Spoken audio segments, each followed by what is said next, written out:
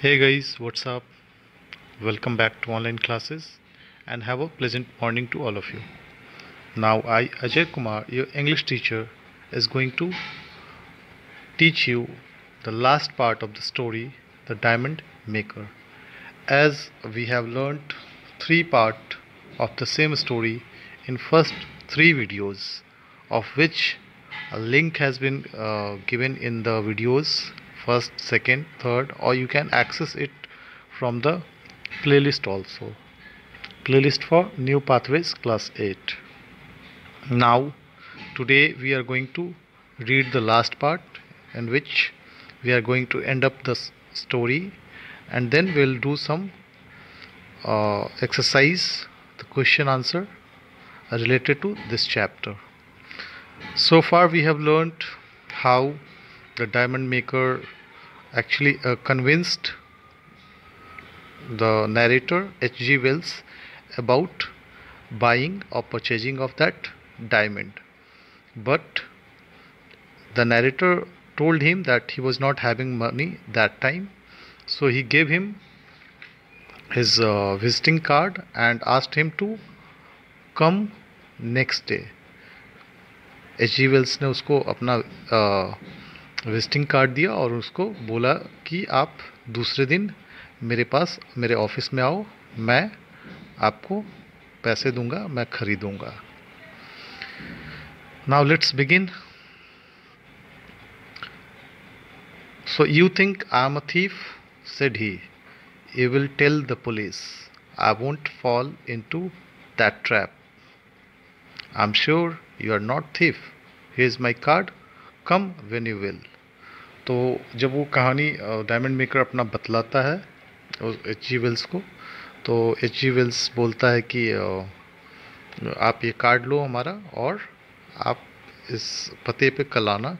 But diamond maker जो है अभी भी थोड़ा लाइक सस्पेंस में है. वो अभी भी डरा हुआ है कि कहीं वो उसकी कहानी, सारी की सारी कहानी पुलिस को ना बता दे और उसको जाल में फंसा करके पुलिस के हवाले कर देगा. बट जब H.G. वेल्स अपना कार्ड देता उसको, तो वो ले लेता है और लेने के बाद वो वहाँ से चला जाता है. He took the card and an assurance of my good will, think better of it and come. I said, बोला कि तुम अच्छा शुभ शुभ सोचो, ऐसा कुछ नहीं होने वाला है कि मैं तुम्हें बुला के और पुलिस के हवाले करने वाला हूँ, तो अच्छा सोचो. He shook his head hesitantly. Anyhow, you will keep the secret. Don't follow me, he said. तो वो कार्ड लेता और उसने थोड़ा सा हेजिटेंट होते हुए अपना सर लाइक शेक करता है, और लेकिन उसको साथ ही साथ ये भी बोलता है कि देखो, इस बात को तुम सीक्रेट ही रखना, इस बात को किसी को बताना नहीं, और तुम मुझे फॉलो नहीं करना. मैं कहाँ जा रहा हूँ, किधर जा रहा हूँ, तुम मुझे फॉलो बिल्कुल भी मत करना. देन आफ्टर ही वेंट, वहाँ से वो चला जाता है. He cross the road and went into the darkness. वहाँ से जाता है और वो उन्हीं अंधेरों में आगे जाके गुम हो जाता है. I never seen him again. वह व्यक्ति H.G. वेल्स को दोबारा नहीं दिखा.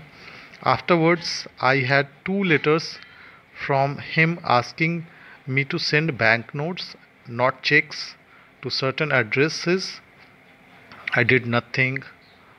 Once he came home when I was out. My servant described him as a very thin, dirty and ragged man with a terrible cough. He left no message. तो वो चला जाता है. फिर उसके कुछ समय के बाद जो है उसको 2 पत्र उसके घर पे लेटर मिलते हैं, जिसमें ये बोला जाता है कि तुम मुझे बैंक नोट्स भेजना, चेक नहीं भेजना, बैंक नोट्स भेजना. बैंक नोट्स आर इजली कैशेबल, उसको कैश किया जा सकता है, और चेक जो है उसमें लाइक चेक में जो है वो उसको डिपॉजिट किया जाता है. Then money comes into the account directly. और उसने एड्रेस भी उस पर लिखा था कि किस एड्रेस पे भेजना है. But H.G. वेल्स ने कुछ ऐसा किया नहीं. और उसके बाद फिर वो व्यक्ति जो डायमंड मेकर है उसके घर पे भी आता है जब वो वहाँ पे नहीं होता है. H.G. वेल्स अपने घर पे नहीं होते, तब वो डायमंड मेकर उसके घर पे जाता है. लेकिन उस टाइम जो H.G. वेल्स का सर्वेंट है वो उससे उसको कुछ मैसेज वगैरह नहीं देता, लेकिन जब एच जी वेल्स उस सर्वेंट से पूछते हैं कि दिखने में कैसा था, तो वो बताता कि बिल्कुल उसने गंदे कपड़े पहन रखे थे और उसको काफ़ी खांसी हो रहा था, काफ़ी कफ हो रहा था, काफ़ी दुबला पतला इंसान था। तो वो उसके डिस्क्राइब किए गए कैरेक्टर के हिसाब से समझ जाते हैं कि वो डायमंड मेकर ही होगा। Sometimes I feel I have missed the most brilliant opportunity of my life. He may have died and his diamonds carelessly thrown aside. Sometimes think I should have risked few hundred pounds.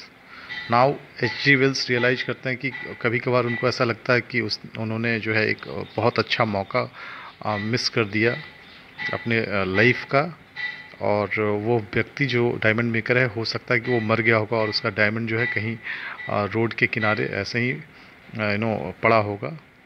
और उनको ऐसा लगता है कि वो उस समय थोड़ा रिस्क ले लेते, थोड़ा सा रिस्क ले करके उस डायमंड को ख़रीद लेना चाहिए था, क्योंकि कुछ अ फ्यू हंड्रेड पाउंड्स ही उसकी कीमत उसने मांगी थी, तो उनको वो डायमंड ख़रीद लेना चाहिए था। So dear student, this is how the story ends. The diamond maker, uh, there is no fact given here whether the diamond maker was alive or dead. यहाँ पे कोई ऐसा फैक्ट नहीं दिया गया है जिससे कि हम ये कह सकते हैं कि वो डायमंड मेकर मर गया था या जिंदा था। However, रिग्रेट होता है इनको एच जी वेल्स को कि उनको वो डायमंड खरीद लेना चाहिए था, चूँकि वो 100 पाउंड में ही वो बेच रहा था। Now we'll move on to the exercises. Reading 1. Where did the narrator meet the mysterious man? पहला क्वेश्चन जो है आपका कि नरेटर जो है उस मिस्टीरियस मैन से कहाँ पे मिला था। तो you can go to the page number first में जाएंगे। You can see the answer. The answer would be the narrator meet का मेट हो जाएगा। The narrator met with the diamond maker near about the Waterloo Bridge. कहाँ पे narrator मिला था? तो वाटरलू ब्रिज पे नरेटर जो है डायमंड मेकर से मिला था। So the answer would be the narrator met with the diamond maker near about the Waterloo Bridge. दूसरा क्वेश्चन है आपका, why is the narrator shocked when the man talks about throwing away name, wealth and position and doing a small business। तो इस question में पहले question को समझ लीजिए कि नरेटर इस बात को सुन के शॉक क्यों हो गया कि कोई व्यक्ति अपने नाम, सम्मान, उसका जो है पोजीशन या उसका जो धन संपत्ति है सब कुछ फेंक के और छोटा सा स्मॉल बिजनेस करना चाहता है, क्यों? तो इसका आंसर होगा the narrator actually looked at him in astonishment। Narrator जो है उसके ऊपर अचंभित होकर देखता है। The narrator looked at him in astonishment because a man who was very ragged and dirty, unshaven and unkempt was talking about throwing his all like wealth, money, a name, position and doing a business. So he was shocked because a man who was looking so dirty, how could he have these all things? और उसके पास जब ये सारी चीज़ है ही नहीं तो वो कैसे इन चीज़ों को फेंक करके एक स्मॉल बिजनेस करने की बात कर रहा है। So the answer to this question would be, you can make a note of the answer. The narrator shocked when the man talks about throwing away name, wealth and position and doing a small business because the narrator thought when the man is looking so poor, how could he talk like this and doing a small business? Next question है आपका, how does the man prove that he was not lying about himself? How does the man prove that he was not lying about himself? तो इस क्वेश्चन का answer होगा page number 116 पे आप देख सकते हैं. नाउ आई वॉज सरप्राइज्ड, यहाँ से ही was talking like an educated man. He continued so much has been known to chemists for years, but no one has yet found out how to have the right pressure for the best result. Therefore, the diamonds made by chemists are small and dark and worthless as jewels. Now I I have given up my life to this problem, given my life to it. तो ये answer जो है, ये page आप यहाँ से line जो है, he was talking like an educated man से लेकर के आप given my life to it तक लिख लेंगे. This will be the answer of this question. इस तरीके से उसने प्रूव किया कि वो झूठ नहीं बोल रहा है, उसके पास सच में जानकारी थी. नेक्स्ट क्वेश्चन है, why was the narrator not keen on buying diamonds from him. Narrator जो है वो why was he not keen of buying diamonds. वो तो answer to this question would be narrator was not keen on buying diamonds from him because he thought the diamond could be fake. Diamond क्या हो सकता है, fake हो सकता है. However he was not authorized to make diamonds, so he might be in trouble if police catch him. This is the answer of this question. Now you can make a note of this answer also. Next question है, why did the man want to keep his diamond making business a secret? Why did the man want to keep his diamond making business a secret? तो answer इस क्वेश्चन का होगा, the man want to keep his diamond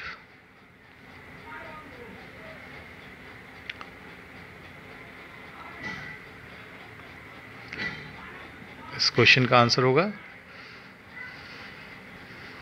the man want to keep his diamond making a business a secret because he was not authorized by the government. He has not taken any authorization from the government, and that's why he wanted to make this business, keep this business as a secret, because police might catch him and send him to the jail. Next question है आपका, why was the man unable to sell his diamonds? Now answer to this question would be, the man was unable to sell his diamond because he was afraid of the police. He was afraid of the government. He thought he was not an authorized person, and if he tried to sell his diamonds in any jewelers or to any person, they might inform the police and he would be caught by them and sent into the jail. Next question है 7 number, what do you think happened to the man in the end? Now to answer of this question is, in the end there is no fact found that whether the man was alive or dead. However, the situation of that man was so poor, उसकी स्थिति बहुत ख़राब थी, and he was suffering from disease also, so he might be dead in the end because no information has been found about him in the end of the story. चलिए ये question answer complete हो गया. Now will go through reading part 2. Reading part 2 में जो है आपको ये करना है, what would you have done if you were the narrator's place. आप क्या करते अगर आप नरेटर की जगह पे होते तो it could be the answer of this question would B, it's depending upon your senses. आपकी समझदारी के ऊपर है कि आप इसको खरीदना चाहते या नहीं खरीदना चाहते. If you are so kind you might have bought that. तो आंसर इस क्वेश्चन का हो सकता है कि if the person is so kind then he might have bought the diamond from that diamond maker and to help him run his living smoothly. Next question है आपका, H.G. Wells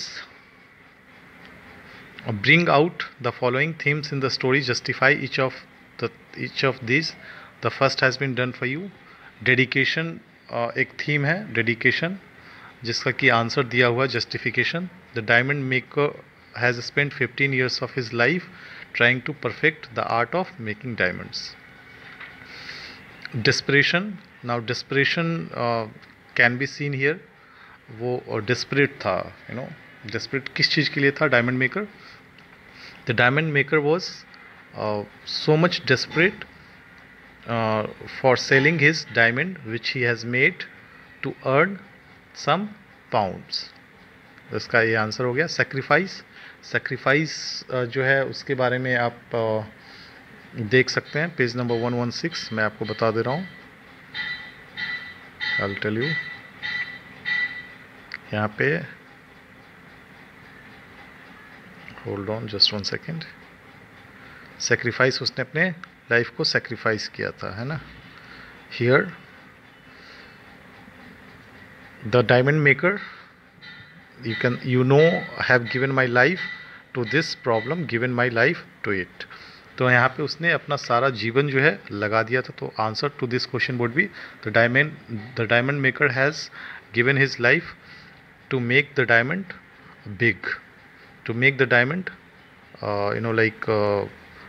look real diamond. So he has sacrificed his life to make the real diamond big. Next question, regret, appearance, isolation. तो ये 3 question का answer आप खुद से उसको लिखेंगे. रिग्रेट, उसको किस बात का पछतावा था, पछतावा उसको हुआ, ही वॉज रिग्रेटिंग. रिग्रेट आप कह सकते हैं कि रिग्रेट उसको इस बात का हुआ कि उसने इतना मेहनत किया.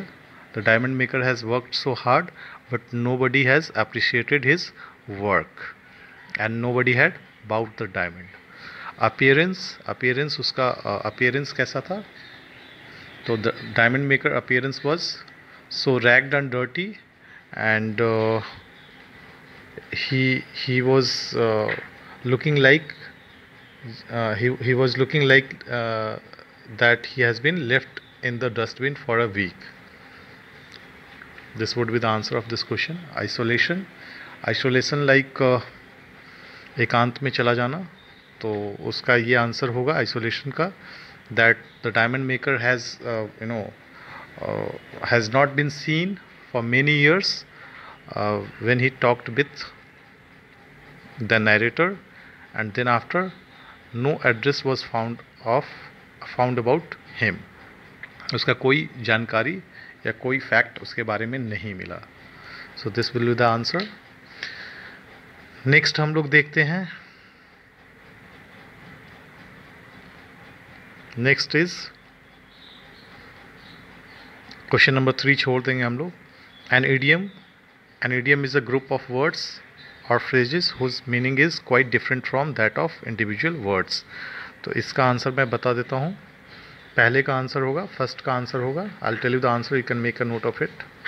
पहले का आंसर है money is a real, money is a name, money is a real, nobody is fool, he has an opinion about everything because he thinks he knows the answer of every question. तो इसका पहला का answer होगा nobody is fool. दूसरा का होगा she is talented salesperson because she can talk very effectively with her smart aleck दूसरा answer होगा. थर्ड का my friend took such a long time to understand this simple chemical equation, actually he is a bit. तीसरे का answer होगा slow on the Uptake होगा तीसरे का answer.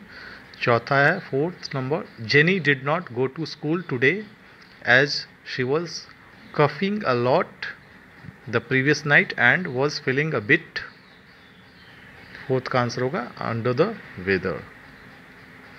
Fifth है I have never used an ATM before and I fill in the blank how to draw money from it. Fifth का answer होगा आपका have not a clue. Sixth, the shopkeeper thought he would succeed in fill in the blank इसका 6 का answer होगा pull wool over someone eyes.